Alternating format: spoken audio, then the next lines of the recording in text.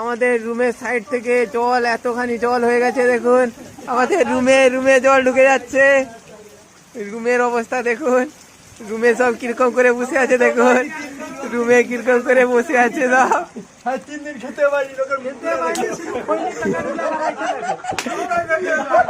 ওদের রুমের অবস্থা দেখো।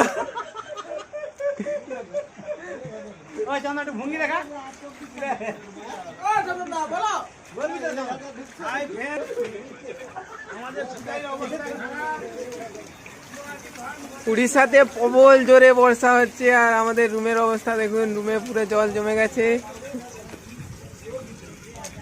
রুমের ভিতরে জল ভর্তি হয়ে গেছে।